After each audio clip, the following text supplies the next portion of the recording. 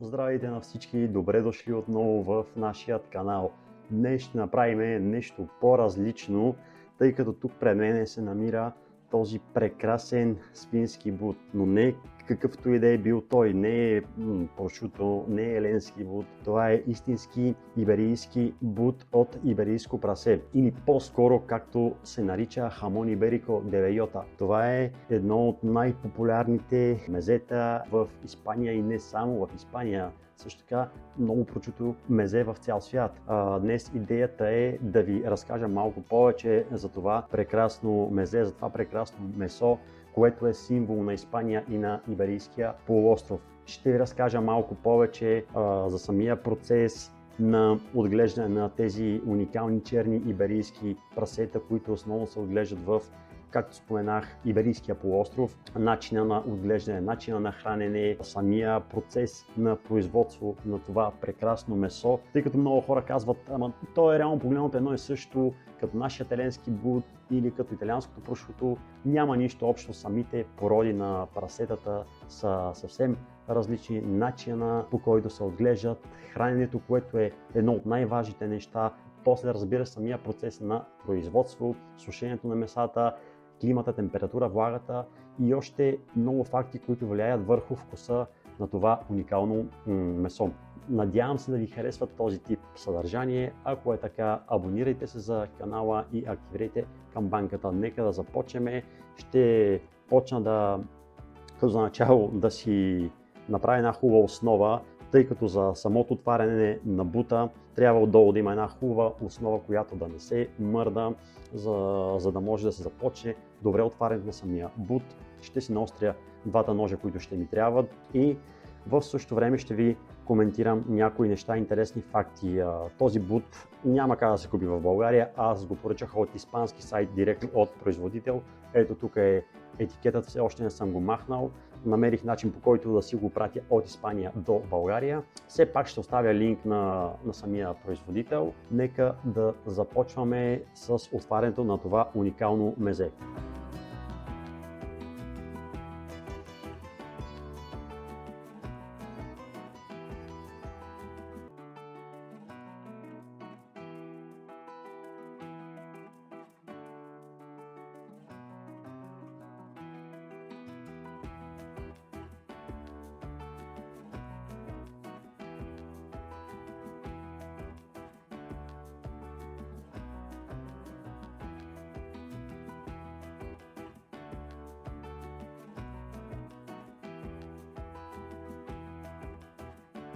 Както казах преди малко, нека да започваме с отварянето на този хамон иберико, на този свински бут. Имам всичко необходимо, разбира се, чинията за мезето. Ще си наостря ножовете, които ще ми трябват, малкия за отварянето и големият за рязането на слайсовете. Бут, който тежи между 6 кг и половина приблизително, винаги е малко повече от 6, опитват се да е 6200, 6300. Много добра цена, качество. Ще ви сложа линк в описанието, линк към този бут хамон иберико де бейота, и нека да започваме първо с остренето на ножовете.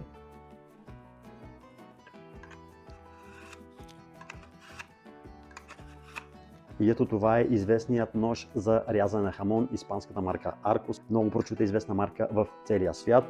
Нека да го наостря и него, при положение, че не съм го ползвал от миналата година. Всяка година се опитваме да си вземем по един-два бута и така през 3-4 месеца. Винаги има един бут в месеците между декември и февруари, и след това, след лято, пак си взимаме друг.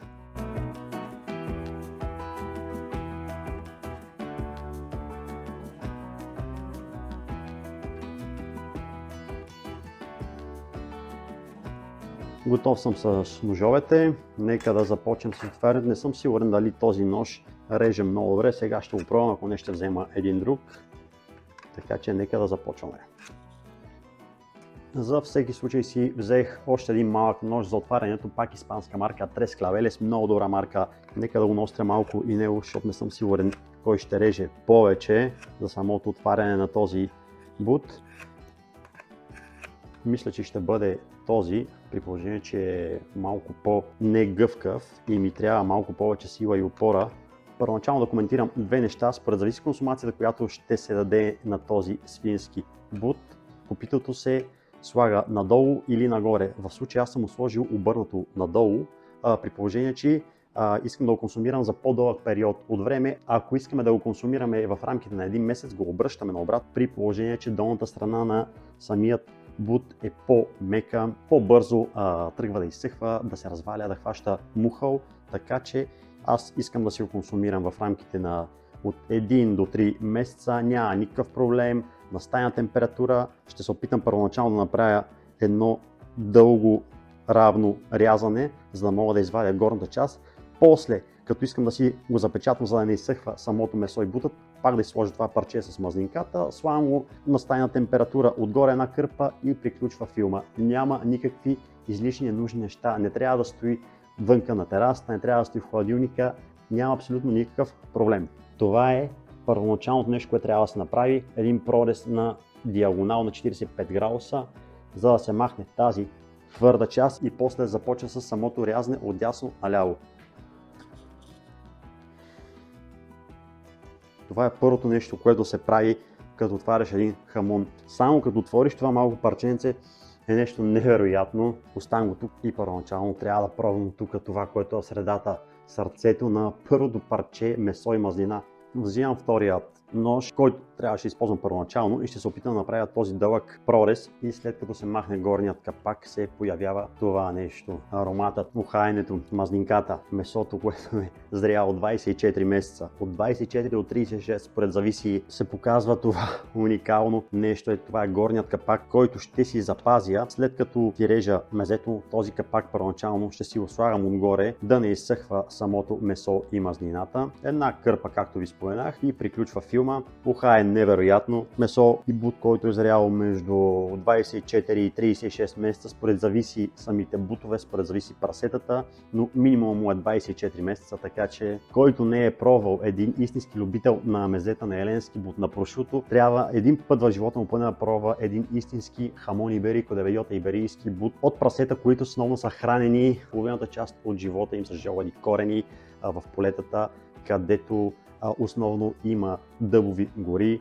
След това се прибират и пак се хранят с натурални съставки. Нека да продължа да махна тези странични обелки и да нарежа една хубава порция, след което ще направим една дегустация, разбира се, първоначално с едно хубаво червено вино. Експертите и критиците казват, че най-добрият начин, по който може да се дегустира един хубав хамон иберико е с бира. Бирата чисти устата, езика и непцето. Второто питие, което препоръчват, е шампанско, без значение дали е испанско, френско, италианско. Третото питие, което препоръчват, разбира се, е червено вино. Оттам нататък, кой иска каквото иска. Като цяло съм любител на хамона с червеното вино, също така върви много, както споменах, с шампанско. Нека да започвам да нарежа една хубава, прекрасна порция и да направим тази дегустация. Махнах двата странични слоя мазнина, която има, ще си ги запазя. После ще видя кой ще сложа горе. Смених камерата, доближих я малко, за да може да се вижда самото рязане на тези прекрасни слайсове хамон иберико. Надявам се да се вижда добре. Разбира се, първото парче трябва да бъде за майсторът, който реже този прекрасен бут. Ето го месото.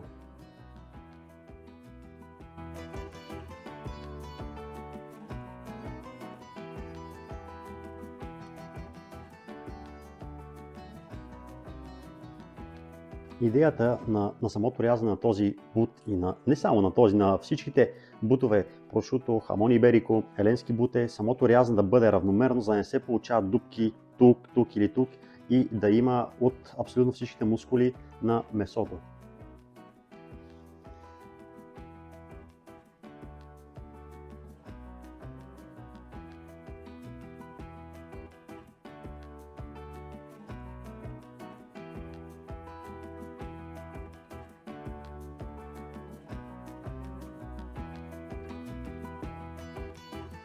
Също така при самото рязане е много важно, като се стига до тази по-жълтеникава мазнинка, да се маха. Не че е фатално, но все пак Вкусът е съвсем различен от тази бяла междуместна мраморизация, която има в самото месо.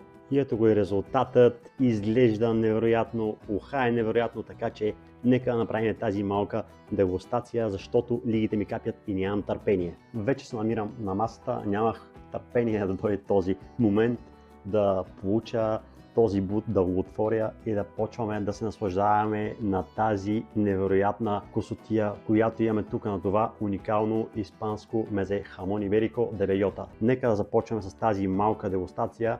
Вече нарязах месото на слайсове. Много е важно самият хамон, без значение дали е хамон прошуто или еленски бут, без значение дали е нарязан на слайсове или пък е в по-големи разфасовки. Важно е самото месо, като се нареже, да се остави на стайна температура между 10 и 15 минутки, за да може самата мазнина да почне да се разтапя, да поеме малко въздух, както се казва, да почне да диша по същия начин, както трябва да се прави и с виното. И разбира се, ще пробвам този бут с този хамон иберико де бейота с едно хубаво червено вино, едно мавруче на катаржина. Нека първо да пробвам виното.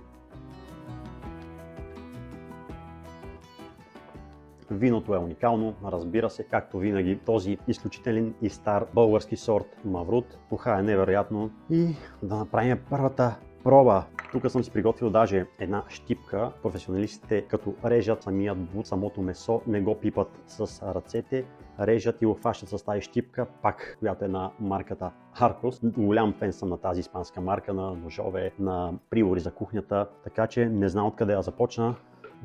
Може би от това.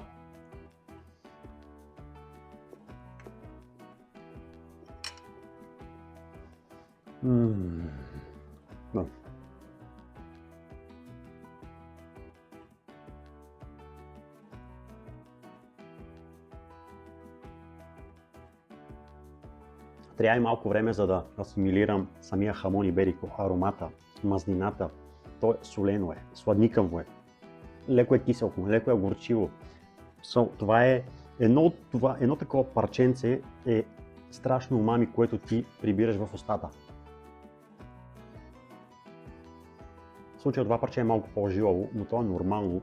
Самият хамон има няколко различни части. Така както казвах, всяка хапка от това месо, това мезе е различна, няма нищо общо с предишната. Това е едни от нещата, които ми харесват, да си вземеш един цял бут, еленски бут, хамон иберико, ти да си го режеш на слайсове. Може би, лично за мен това е един от нещата, които мога да ям всеки ден.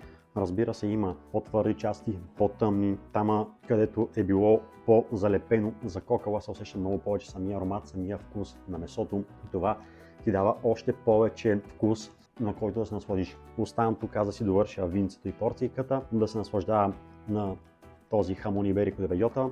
Ето това е етикета с абсолютно всичките сертификати, че това е истинско месо. Палета иберика означава преден бут, а хамон заден всъщност това е преден бут между 6 кг и половина с сертификатите от испанските ордени. В България вече има, навсякъде се продава хубав хамон иберико нарязан. Продава се хамон серано също, който няма нищо общо с това.